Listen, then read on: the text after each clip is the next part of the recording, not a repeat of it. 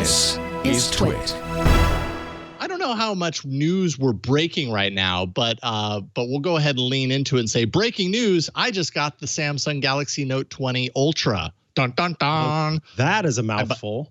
Yeah, it really is. And is it's it also a handful? Yeah. Yes. Ding, ding, ding, ding. Check it out. You got it. You're right there with me.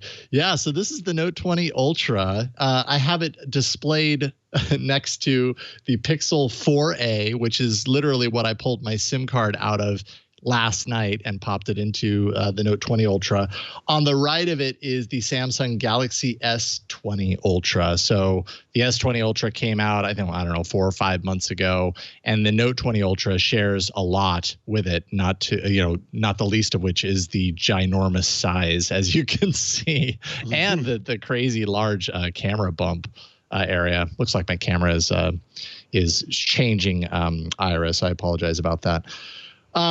So I just got the S20 Ultra. I'm going to be putting it through its paces, but I thought I'd just kind of show it off real quick here and give some initial impressions. Are you how familiar are you with kind of the Note series that has been announced, or even just the Note in general? Does the idea of a stylus or an S Pen appeal to you at all, Mikah? I think Stylei are cool. I think being in the Apple camp, you don't get that in a phone. The closest that you get is the Apple Pencil that comes with the Apple iPad. And I think Stylei are very cool. What I find interesting are those air actions that actually just popped up there. The way that you can kind of remote control your device using the little magic wand that is the stylus. I'm curious, are we looking at improvements with this? Is this just iteration on what already exists? Like what new things have come to this? Is it more pressure sensitive? Is it the same? Are there new air actions? Tell me all about the stylus. Why else call it the Note unless it is about the fact that you can use a stylus with it and, make notes and things like that? Absolutely. And every year, they're adding to the capabilities, although it really does feel like, and I'm going to spend time, really playing around with the Note over the course of the next week and beyond. But it really does feel like in some ways, Samsung has kind of peaked with the amount of innovation that they can bring to their premium flagships, right? This phone is $1,449. This version of the phone is $1,449. It starts at $1,299. And when you're talking about the S Pen, that is the real big kind of identifier or kind of the thing that makes this phone unique. And what you get here that you don't get even in the Note 20 non-Ultra version is you get an improved latency on the input through the S Pen. So it's reduced down to 9 milliseconds. So when your pen touches the screen, you draw, and you're drawing, basically that line is faster, is more up to speed with where your pen actually sits. And I'm sure it's the kind of thing that like artists or people who really rely on the S Pen are going to notice the difference. I mean, I can tell you, like, just by scribbling on it and everything, it more and more now versus even a couple of years ago, it feels like you're writing on a very slick piece of paper. It really catches all the subtleties. If I really try and press lightly, I think I would prefer to have a much thinner line, but it's pretty darn thin. You can hardly even see it on the overhead shot that I have right here. So I think ultimately what Samsung is constantly working on is getting the S Pen to a point to where it's somewhat indecipherable to what humans who have been writing forever are used to, and they're getting closer. I think they're doing a great job. I just have a hard time relying on the S Pen. I'm so used to all the other ways that I use my smartphone that I never think to pull out the S Pen when I need to take a note or I need to write your name on a screen. I just type it instead. What else sets this apart from the competition? Well, what is it about this phone, if we're not talking S Pen, that would make you want to get this phone instead of some other phone that's in the Android lineup? Yeah, well, I mean, if you're not talking S Pen, I think it becomes kind of harder to decipher what differentiates it, even from the S20 Ultra, right? They're both really big phones with, that are stylized with glass front and back, although the Note 20 Ultra has this kind of shaded, faded, non-fingerprint picking up, and that's all scientific terms, yes. glass back. They both have this giant protruding camera array, which is somewhat similar, although is similar on a couple of the lenses and a little bit different in other cases. Overall, the camera system has a laser autofocus now. It has a 5x optical zoom, which I have to say, and just this morning I was just kind of playing around with it a little bit, and things look really nice out of that. I love having a nice sharp optical zoom instead of any digital zoom in there, and so they have that going on in here. For whatever it's worth, I will say the S20 Ultra that I have on the right side here, I've been using this to shoot all of my outdoor B-roll for all of my reviews over the past couple of months. So if you've seen any of my reviews and the footage really looks like a DSLR, it's coming from this S20 Ultra. And so I'm really curious to do the same thing with the Note 20 Ultra.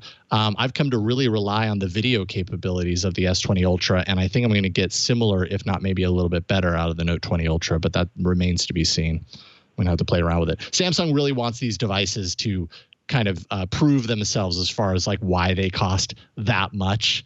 And that's one way that they're doing it. They're saying this is a really good kind of platform for creators, for people who want to create. You can, shoot really great video. You can take really good photos. And then in the case of the Note 20 and the Note series in general, artists have really jumped on board. I am not an artist, so I can't show you any of my masterpieces. But so anyways, I'm curious to spend some time with it. It is a very big difference from the Pixel 4a, which has been my daily driver for the last couple of weeks now. Not just size, but just the fact that like the 4a is a $350 phone. The Note 20 Ultra is on the opposite end of that spectrum. At this model with 512 gigs of storage and 12 gigs of RAM is $1,449.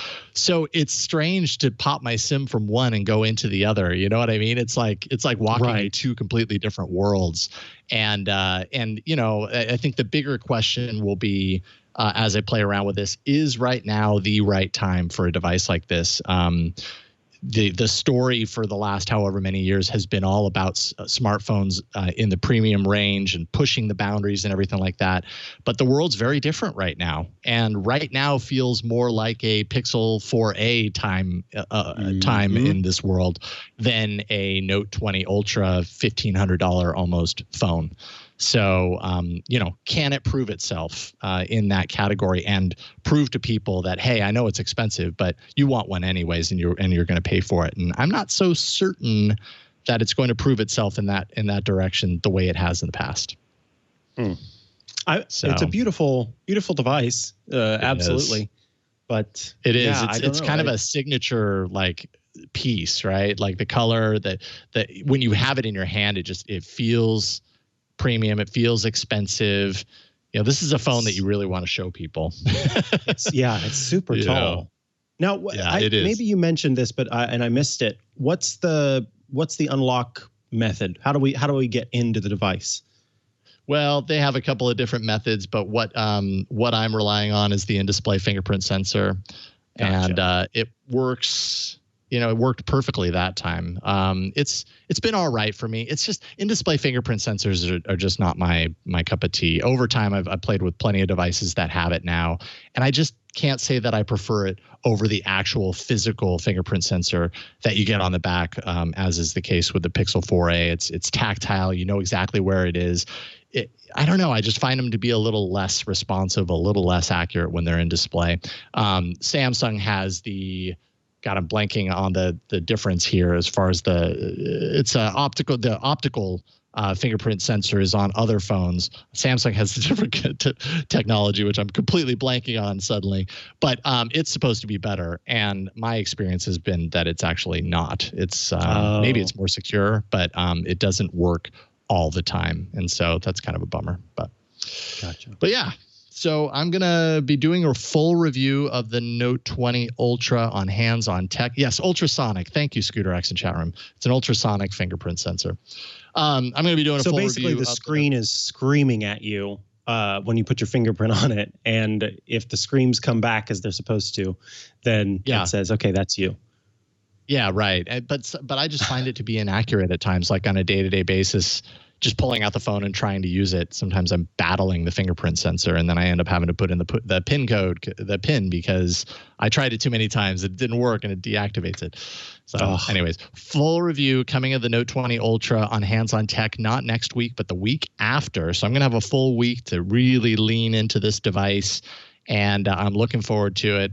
And yeah, I'll tell you everything that I think about this device when that review comes out in a couple of weeks.